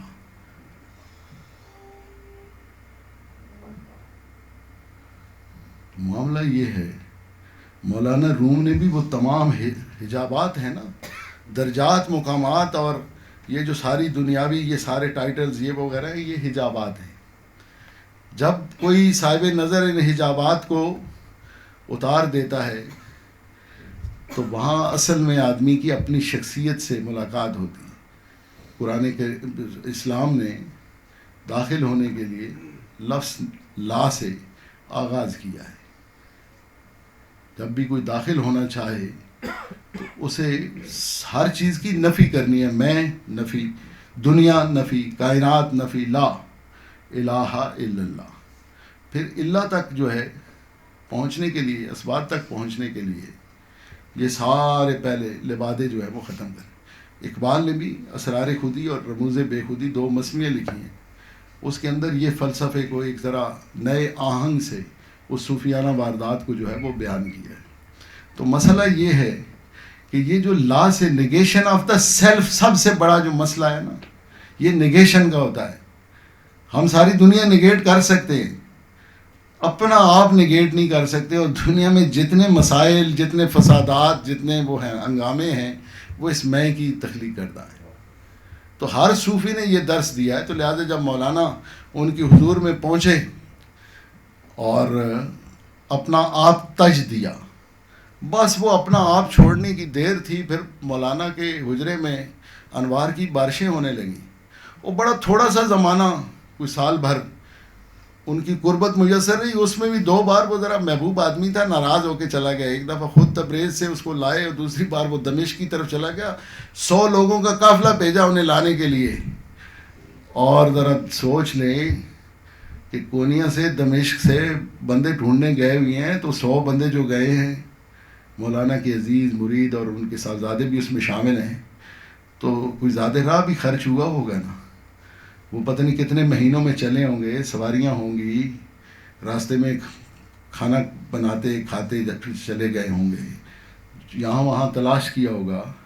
تو مولانا نے اس پر بھی غور کیجئے کہ کتنا سارا دنیاوی جو مال ہے وہ خرچ کیا ہے اس شخص کو ڈھونڈنے کے لیے. اچھا وہ آگے بڑے منا کے لائے گئے, تو دونوں ایک کمرے میں بند ہو کر پتہ نہیں کیا باتیں کرتے تھے. تو یہ جو رمز کی باتیں ہیں نا, یہ جو عاشقوں کی باتیں ہیں, اس کے اندر خدائی بھید چھپے ہوتے ہیں, بجھارتے ہیں. یہ ایک اور دریا کا سامنا تھا منیر مجھ کو, میں ایک دریا کے پار اترا تو میں نے دیکھا. یہ ایک حیرت کا وہ ہے جہان ہے جس میں آپ ایک راز کھلتا ہے تو دوسرا راز جو ہے نا وہ درپیش ہوتا ہے. وہ صوفی تبسم صاحب نے ایک بڑا ہی خوبصورت شعر کہا ہے اور بڑا ہانٹ کرتا ہے کہ اس عشق نمانے دے دھاگے دیاں کچھ ایڈ ولیاں گنجلا سن, کچھ کھلدیاں ہور پئیاں, کچھ پیندیاں کھل گئی. یہ جو راز ہے نا, یہ اگر ایک منکشف ہوتا ہے تو کئی بہت سارے اور پردے آن پڑتے ہیں. اچھا وہ اس واردات میں ہوتا ہے چونکہ, تو اس سے ایک لذت کشید کرتا رہتا صوفی جو ہے نا اس سے. تو یہ عارف جو ہوتے ہیں, یہ جن پر راز منکشف ہوئی ہیں نا, یہ باتیں چھپ چھپا کے کرتے ہیں. وہ حجرے میں کرتے تھے, اور علامہ کو کبھی کسی نے مشاعرے میں دیکھا, سب سے بڑا شاعر ہے اردو کا, اور فارسی بھی اس پر آ کر ختم ہو گئی. حافظ کی گویا کہ روح حلول کر گئی. شیخ عبد القادر نے دیباچہ لکھا تھا بانگ درا پر, اور کہا تھا کہ اگر میں حلول کا قائل ہوتا, تناسخ کا قائل ہوتا, تو میں یہ کہتا کہ غالب کی روح جو ہے وہ اقبال میں سما گئی ہے, اور عدم میں جا کر بھی غالب کی روح کو آرام میسر نہیں ہے, اور وہ دوبارہ سے اس نے وجود اقبال میں جنم لیا ہے, تب یہ اتنے بڑے شعر کہہ رہا ہے. ٹھیک ہے. اسی طرح خود فرمایا اپنی وہ شذرات جو ان کی کتاب ہے اسٹے ریفلیکشن میں, کہ مجھے یوں معلوم ہوتی ایک طوفان اٹھا, بے نامی خط آتے تھے علامہ کو, تو ایک ہنگامہ لوگوں نے مچایا کہ آپ حافظ کو مطلب برا بھلا کہتے ہیں. تو اگلا ایڈیشن آیا تو علامہ نے وہاں ادبیات اسلامیہ کی اصلاح کے لیے کچھ شعر کہے, جو ان کا نقطہ نظر تھا کہ بھئی بے خودی وہ نہیں ہونی چاہیے, فرد میں نہیں ہونی چاہیے. ملت جو ہے نا وہ جب اجتماعیت ہوتی ہے تو اس میں ایک ملت تعمیر اور استوار ہوتی ہے. تو انہوں نے فرد کو پہلے تشکیل دیا کہ وہ آتا ہے تو کہتا ہے کہ میں صہیب ہوں اور روم سے آیا ہوں, میں بلال ہوں اور حبشی ہوں, میں صدیق اکبر ہوں تو قریشی النسل ہوں, میں عمر فاروق ہوں تو قریشی النسل ہوں, میں علی ہوں تو میں تو ہاشمی ہوں, اور سلمان جو ہے وہ فارس سے آتا ہے, اور اپنی اپنی پہچان کراتے ہیں. پھر جب وہ اس دائرہ محمدیت کے اندر آتے ہیں تو وہ بھائی ہوتے ہیں, کالے گورے کی اور قریشی اور غیر قریشی کی اور عربی کی اور اجمی کی کوئی تفریق نہیں ہوتی. وہ جو میں کے لبادے تھے وہ سارے اتار کے ایک طرف رکھ دیتے ہیں. پھر وہ سارے غلامی کی زنجیر میں سارے جو ہے اس مالا میں پروئے ہوئے ہیں, اور ان میں سے کوئی بھی جب وہ ایک قوم تعمیر ہوتی ہے, ایک ملت تعمیر ہوتی ہے, ایک امت تشکیل پذیر ہوتی ہے, تو اس میں کالا گورا نہیں ہوتا. اس میں تو پھر سلمان فارسی جو ہیں وہ سلمان ابن اسلام ہوتا ہے, اور بلال کو قریشی اور ہاشمی سیدنا بلال کہتے ہیں, اور اس کے سامنے جو ہے نا وہ جبین نیاز جھکاتے ہیں, اس لیے کہ اس کا تو پروٹوکول ڈیفرنٹ ہو جاتا ہے. صرف محمد عربی کو چھو لے, ان کے جسم عطر کو, ان کے کمبل مبارک کو, ان کی چادر مبارک کو بھی اگر ہاتھ لگ جائے تو آدمی اس پوری بھری پوری کائنات میں بالکل مختلف آدمی بن جاتا ہے. ان کا نام لے لے تو مختلف ہوتا ہے, ان کے آگے ہاتھ جوڑ کے کھڑا ہو جائے تو بالکل ڈفرینٹ ہوتا ہے, صدیوں کے فاصلے پر کھڑے ہو کے انہیں یاد کرے تو بہت ہی ڈفرینٹ ہوتا ہے. تو آدمیوں کے اس جنگل میں, اس نیلے آسمان کے تلے جو اس کے ساتھ جڑے ہوئے ہیں, تو وہ پھر 7 7 8 8 10 10 11 11 12 12 13 14 صدیاں گزر جاتی ہیں, ان کا ذکر خیر جاری رہتا ہے, کیونکہ قرآنی فیصلہ ہے. قرآن کریم میں ارشاد خداوندی ہے جس کا مفہوم ہے کہ تم میرا ذکر کرو میں تمہارا ذکر کروں. تو لوگ تو خدا کا ذکر یا اللہ اور یا کریم اور یا رحیم اور ان ناموں سے کر رہے ہیں, تو خدا کیسے ذکر کرتا ہے بندو؟ وہ لگا دیتا ہے. سب سے شاندار کام جو ہے وہ درود پڑھنے پہ, درود خوانی پہ لگا دیتا ہے. وہ کہتا ہے میں اور میرے فرشتے درود پڑھتے ہیں, تم لوگ بھی درود پڑھو. رسول اللہ کو ایک زمانہ جو ہے وہ یاد کرنے پہ بیٹھ جائے, ذکر ہو رہا ہے. پھر اسی طرح درجہ بدرجہ یہ صوفی ہیں, یہ جو رومی ہیں اور محمد اقبال ہیں, اور اس پر اتنے التزام سے آپ لوگ تشریف لائے ہیں اور سب ہم بیٹھے ہیں, اور ہر جگہ پر اس طرح جلسے ہو رہے ہیں کہ محمد اقبال اور ان کی شاعری اور ان کی فلسفہ تعلیم اور فلسفہ خودی اور فلسفہ عشق, یہ بات رومی پر ذکر ہو رہا ہے. رومی تو واحد صوفی ہے بھائی, جس کی کونیا کے علاوہ کہیں خانقاہ نہیں ہے. دیکھیں تمام ہمارے ہاں جو باقاعدہ سلاسل ہیں نا, تو ان کی تو سینکڑوں, ایک ایک سلسلے کی ہزاروں خانقاہیں ہیں. چھوٹے چھوٹا کریا بھی ایسا نہیں ہے. جب مثلا چشتیہ ایک سلسلہ ہے, خواجہ غریب نواز اسے اجمیر میں لائے, تو اس وقت بنگال میں برے صغیر کا یہ پورا جو ایریا ہے, ساؤتھ ایشیا جو کہلاتا ہے, ہندوستان میں, پاکستان میں, افغانستان میں, دنیا کے اور خطوں میں, یہاں تک کہ اب تو بر اعظم افریقہ میں, مولانا کے شہر کونیا میں, ایران میں, اور یہ ہماری 6 اسٹیٹ میں چشتی جو ہے وہ شرائنس, خانقاہیں, جماعت خانے آباد ہیں. اسی طرح قادریہ, سہروردیہ, نقشبندیہ. مولانا ایک ایسا آدمی ہے کہ جس کی ایک ہی خانقاہ ہے اور وہ کونیا میں ہے. اس کا سلسلہ نہ ترکیہ میں, نہ ایران میں, نہ وسط ایشیا میں, نہ افغانستان میں, نہ یہاں ساؤتھ ایشیا میں ہے. لیکن کوئی خانقاہ ایسی نہیں ہے کسی بھی سلسلے کی ہو کہ وہاں مولانا کی مثنوی, مولانا کے ملفوظات, مولانا کی مجالس, خطبات کی مجالس سبا اس کتاب کا نام ہے, اور مولانا کا دیوان شمس, تبریز یا دیوان کبیر بھی اسے کہا جاتا ہے, اور مثنوی مولانا روم, یہ موجود نہ ہو. سارے لوگ جو ہے وہ مولانا کی گفتگو کر رہے ہیں. دنیا کی بہت ساری یونیورسٹیوں میں, دنیا کے بہت سارے اداروں میں اس کے نام کے سینٹر قائم ہیں. پورا سب سے زیادہ بیسٹ سیلر آدمی یورپ اور امریکہ میں مولانا روم ہے.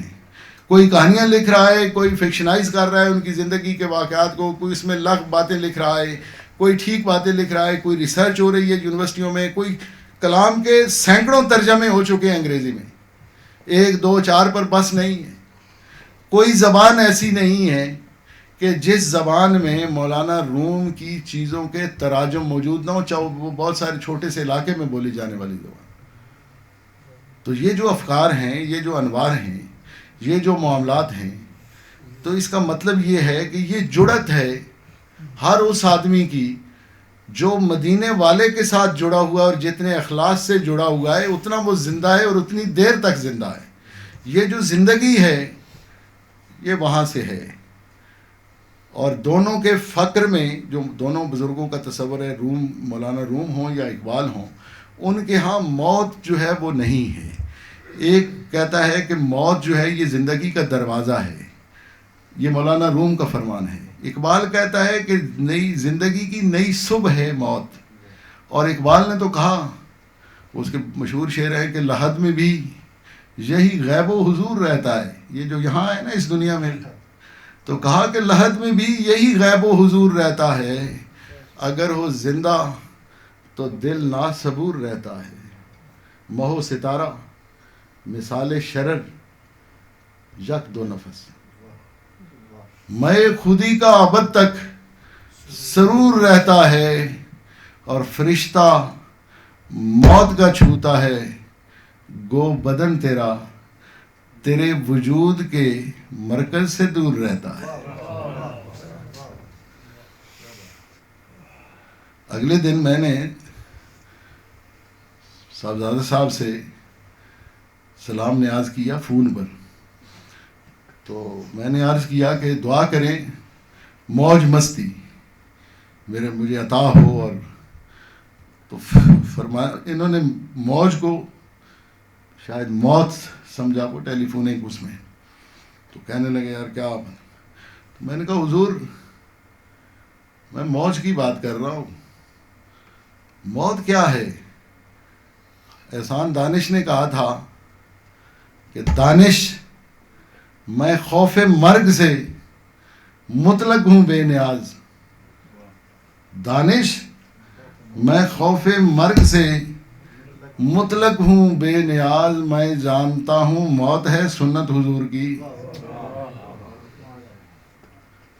تو معاملہ یہ ہے کہ موت وہ نہیں ہے. وہاں پر بھی ایک دنیا ہے, ایک عالم ارواح تھی. ہمیں کوئی یاد ہے کہ ہم نے ایک طویل زمانہ الست بربکم سے لے کر اپنی اپنی پیدائش تک عالم ارواح میں گزارا ہے. تو ہمیں کوئی منظر کوئی آخر ہم ملے ہوں گے نا روحوں سے, ہماری دوستی ہوگی, ہم نے کچھ نیاز حاصل کی ہوں گے بڑوں کے جو بڑی بڑی تھیں, لیکن ہمیں یاد نہیں ہے وہ دنیا. پھر ہم اس دنیا میں آئے, یہ دوسری دنیا ہے جسے عالم دنیا کہا گیا ہے. اس میں ہم لیو کر رہے ہیں, رہتے ہیں. پھر یہاں سے جائیں گے ایک عالم قبر ہے. پھر چوتھی دنیا ہے جسے عالم حشر کہتے ہیں. اس میں وہ منظر جو تجرد کی دنیا میں دکھایا گیا تھا. میں ایک تصور کرتا ہوں, اگر علماء یہاں تشریف فرمائیں, اگر اسے بے ادبی نہ سمجھیں, میری بات کو ایک مجذوبانہ بات سمجھ کے وہ صرف نظر کریں. میں تصور سے ایک وہ کرتا ہوں کہ بھئی قرآن نے کہا ہے نا کہ بھئی سب کو بلایا گیا, الست بربکم کہا کہ قالوا بلا, صاحب نے اس کا اقرار کیا. میں کہتا ہوں کہ یہ سارا جو منظر تھا نا, یہ رسول اللہ صلی اللہ علیہ وسلم کی رویت کے لیے, آپ کی زیارت کے لیے تھا.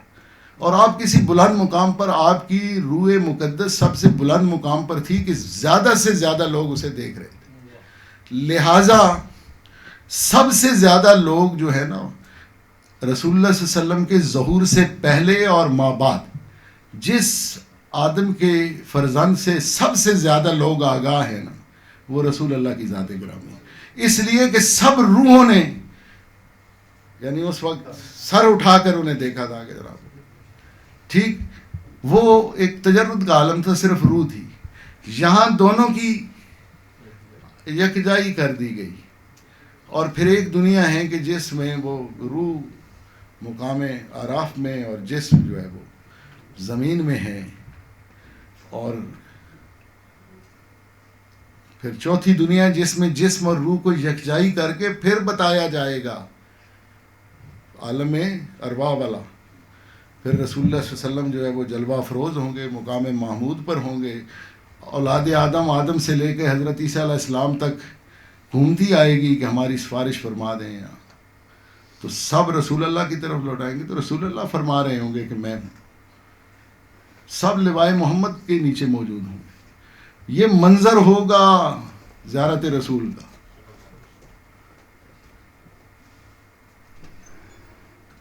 وہ ایک بہت بڑے نعت گو ہمارے عہد کے ایک بہت بڑے بزرگ کا ایک شعر ہے عالم قبر کے حوالے سے, اور بڑا نادر ایک خیال اور تجربہ ہے. یعنی جس نے عالم ارواح میں بھی رسول اللہ کے ساتھ لیو کیا, جس نے اس دنیا میں بھی ان کے ساتھ لیو کیا, وہ عالم قبر میں کہتا ہے کہ رکھیو مجھے نظروں میں, ڈاکٹر صاحب رکھیو مجھے نظروں میں, مجھ پر ابھی گزرے گا. رکھیو مجھے نظروں میں, مجھ پر ابھی گزرے گا. ایک اور زمین اندر ایک اور زمانہ بھی.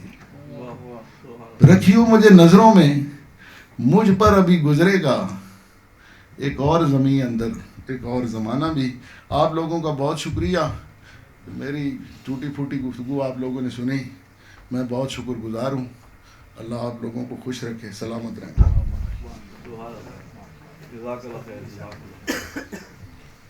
صوفی جب کلام کرتا ہے اور پھر وہ استاد بھی ہو اور ادبیات کا استاد ہو تو ظاہر ہے اور گفتگو ایسے ایسے خوبصورت لوگوں کی ہو تو وہ پھر زمان و مکان کہیں اور ہو جاتے ہیں. ابھی ایک مجھے گفتگو فرما رہے تھے ڈاکٹر صاحب, اور میں یہ سوچ رہا تھا کہ یہ جو کہانیوں میں طلسم ہوتا ہے نا کہ اس کے اندر ایک کشش وہ ہوتی ہے کہ الف لیلا و لیلا وہ آگے بڑھتی چلی جاتی ہے, تو یہ اپنی ہر گفتگو میں ایک تشنگی چھوڑ جاتے ہیں تاکہ آئندہ ہم ان کی باتیں سننے کے لیے اپنے آپ کو تیار رکھیں.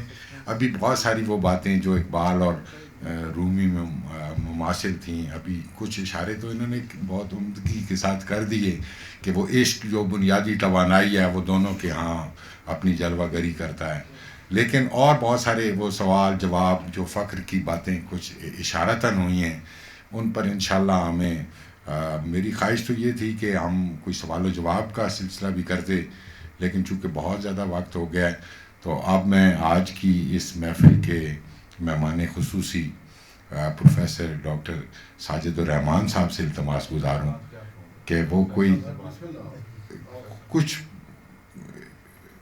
2-4 جملے خیر و برکت کی طرح سے. بسم اللہ.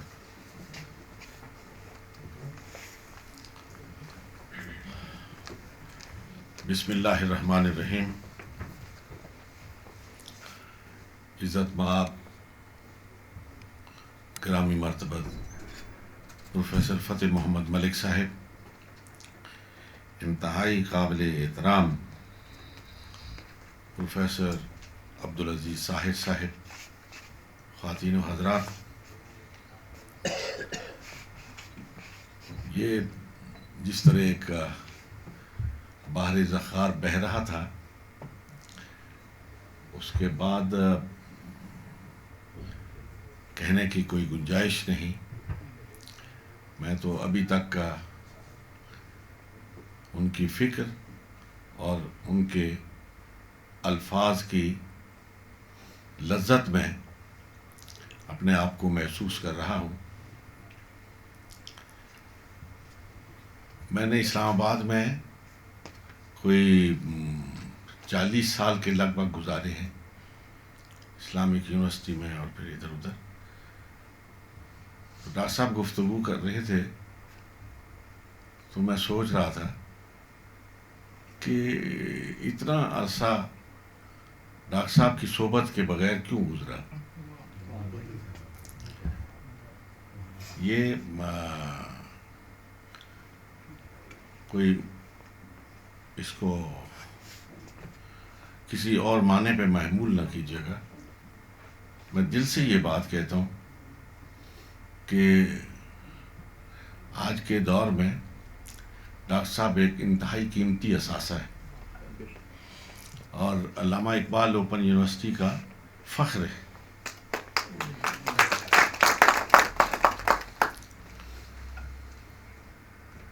جس طرح علامہ اقبال کو کوئی نہ پڑھنے والا نہ سمجھنے والا دیکھ کے یہ نہیں سوچ سکتا کہ یہ صرف کلام اور الفاظ کا بادشاہ نہیں بلکہ روحانیت کا ایک بہت بڑا غوطہ زن ہے. اسی طرح اس مجذوب کو بھی دیکھ کر اندازہ نہیں ہوتا کہ یہ صرف ادبیات کا استاد ہے, الفاظ کے ساتھ کھیلنے والی شخصیت ہے, بلکہ یہ واقعتاً آج کے دور کا ایک بہت بڑا صوفی بھی ہے.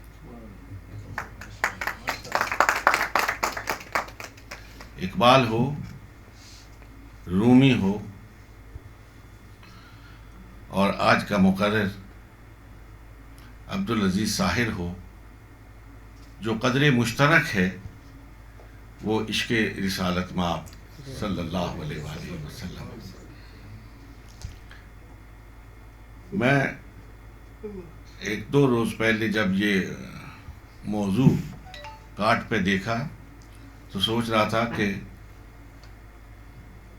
پروفیسر صاحب کی خدمت میں انتہائی ادب و نیاز سے یہ استفسار کروں گا کہ اقبال تو جا بجا ملا پہ تنقید کرتے ہوئے نظر آتے ہیں، تو سارے ملاؤں کے خلاف ایک علم بغاوت بلند کیا ہوا ہے، تو ایک ملا کے سامنے اتنا سر تسلیم خم کیوں کیے ہوئے ہیں؟ اس کی آخر وجہ کیا ہے؟ جو میں سمجھتا ہوں اور میری جو حقیق سی سوچ ہے، میں سمجھتا ہوں کہ قدر مشترک دونوں میں عشق رسالت مآب صلی اللہ علیہ وسلم ہے، اور دونوں کی فکر کا جو منتہائی کمال ہے وہ محمد الرسول اللہ صلی اللہ علیہ وسلم کے قدوم میمنت لزوم کے ساتھ مناسبت ہے۔ اور جو اقبال نے کہا، میں سمجھتا ہوں وہی اس فکر کی انتہا ہے کہ سبق ملا ہے یہ پیر رومی سے مجھے، سبق ملا ہے یہ پیر رومی سے مجھے، عقل قرباں کن بپیش مصطفیٰ۔ یہ عقل کے بازیگر اپنے تمام عقل کے فلسفوں کو اپنے منتہائی کمال پر لے جانے کے بعد دہلیز مصطفیٰ پہ اس کو قربان کر دیتے ہیں۔ جو اقبال نے موازنہ کیا ہے رومی کا اور غزالی کا، اور جو موازنہ کیا ہے عقل کا اور عشق کا، تو اس میں جو بات انہوں نے اپنے فکر کے نچوڑ کے طور پر اور لب کے طور پر بیان کی ہے، میرے خیال میں وہی دونوں میں قدر مشترک ہے کہ نئے مہرہ باقی نئے مہرہ بازی، جیتا ہے رومی ہارا ہے راضی، وما علینا الا البلاغ۔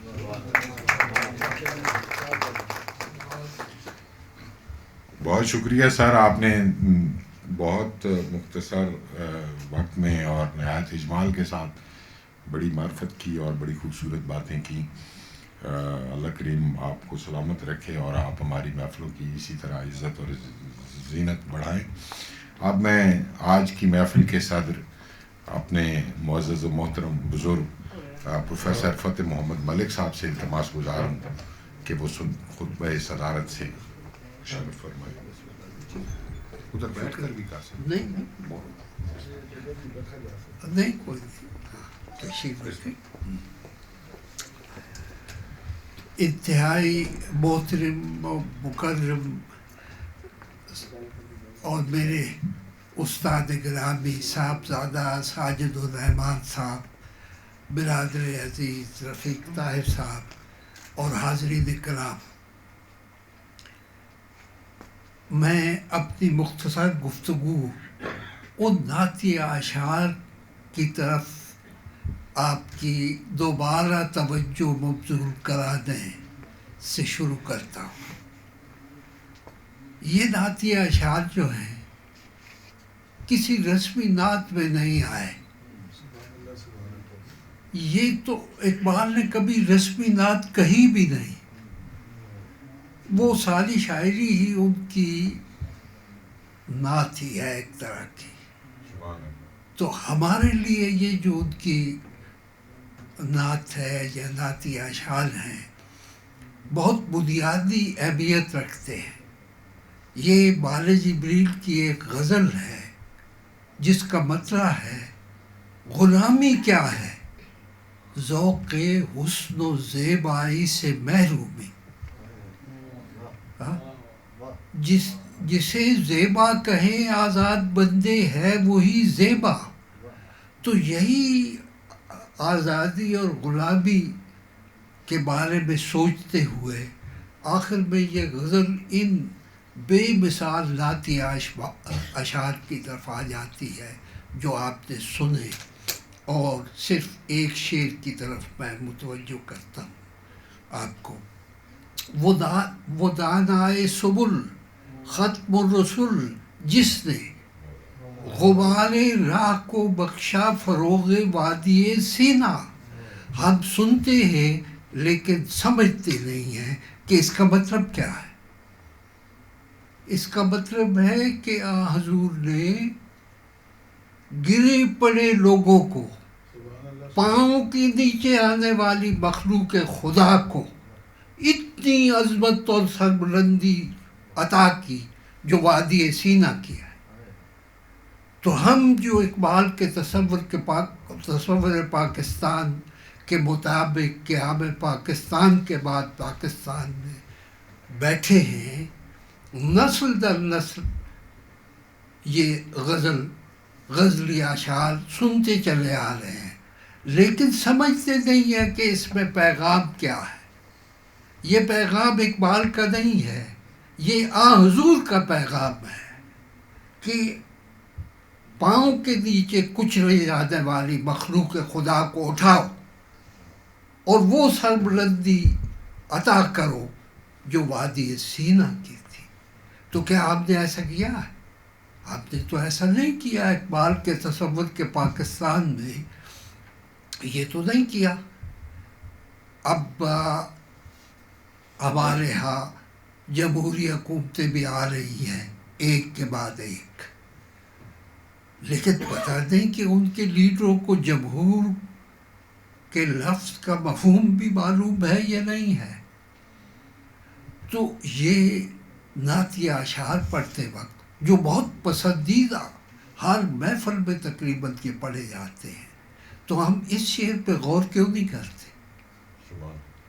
تو اب جتنے لوگ یہاں بیٹھے ہیں، اگر ہم آج یہ عہد کریں کہ ہم ان پہ غور کریں گے، ان کا اصل مفہوم سمجھیں گے، تو پھر آپ کو حضور کا پیغام بھی آپ کے سینوں کو روشن کرے گا، آپ کی رگیں جاں میں اتر جائے گا، اور اقبال کا پیغام بھی.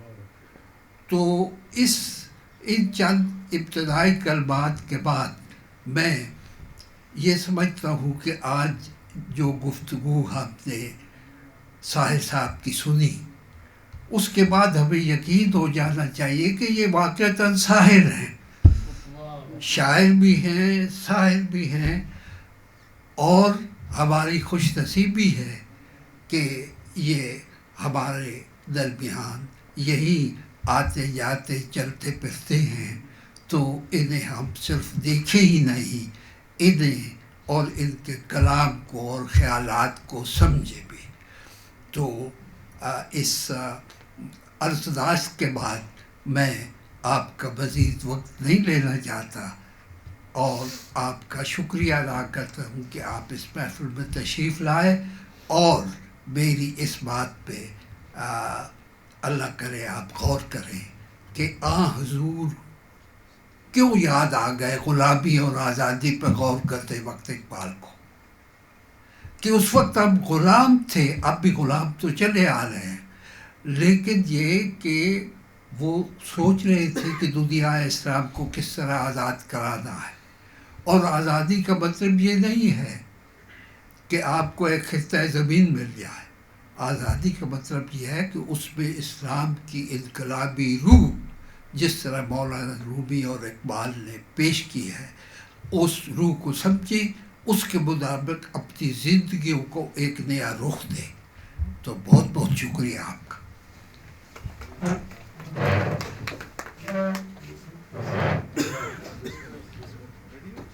بہت شکریہ پروفیسر صاحب.